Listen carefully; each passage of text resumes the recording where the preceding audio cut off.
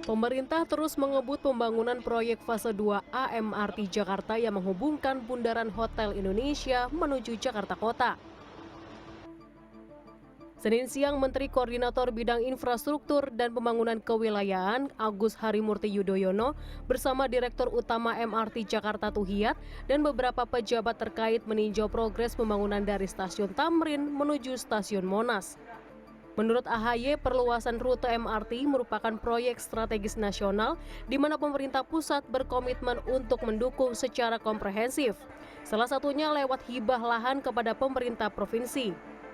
Prinsipnya, ini adalah sebuah proyek strategis nasional yang harus didukung, dikawal secara komprehensif oleh pemerintah pusat, tapi juga tentunya pemerintah provinsi DKI Jakarta.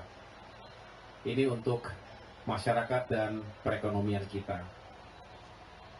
Jalur selatan utara maupun jalur dari barat ke timur ini adalah menggunakan skema kerjasama dengan JICA. Prinsipnya sebagai lender, pemerintah pusat kemudian juga memberikan hibahnya juga kepada pemerintah provinsi ya, sebesar 49%, kemudian langsung diteruskan ke MRT Jakarta.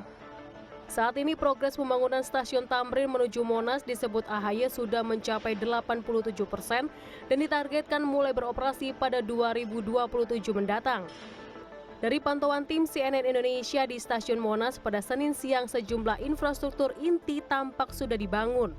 Mulai dari peron, terowongan bawah tanah hingga jalur yang disiapkan untuk rel kereta. Saat ini saya sedang di peron, tapi tampaknya keretanya belum akan lewat ya, karena saat ini proses pengerjaan stasiun MRT Jakarta untuk stasiun Monas masih dalam pembangunan. Bisa dilihat inilah progresnya untuk akhir Mei 2025 dan disebutkan untuk stasiun Tamrin menuju Monas ini progresnya sudah signifikan mencapai 87%. Dari tempat saya melaporkan, stasiun MRT Monas rencananya nanti akan ada 2 entrance. Satu entrance di kawasan Monumen Nasional dan satu lagi nanti di simpang Jalan Museum. Diharapkan dengan adanya perluasan rute MRT Jakarta ini akan semakin meningkatkan mobilitas tidak hanya bagi warga Jakarta ya, tapi juga warga di sekitar Jakarta. Keren ya? Meski saat ini pembangunan berjalan sesuai jadwal, Direktur Utama PT MRT Jakarta Tuhiat mengatakan tetap ada sejumlah tantangan dalam pembangunan fase 2A ini. Mulai dari masalah utilitas, pembebasan lahan hingga rute yang melalui sejumlah cagar budaya. Tentunya kalau setiap pembangunan itu tantangan mesti ada ya. Tantangan yang utama yang kita hadapi sebetulnya lebih kepada agak teknis sedikit, yaitu utilitas. Namun ini sudah kita urai.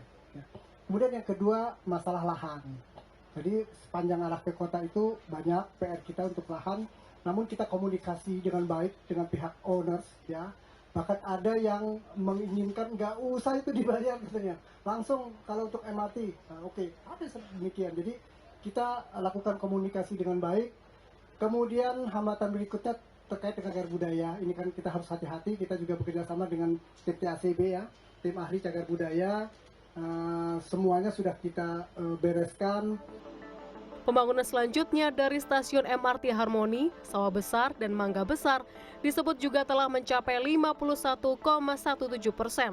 Sementara untuk stasiun Glodok dan Kota telah mencapai 72,12%.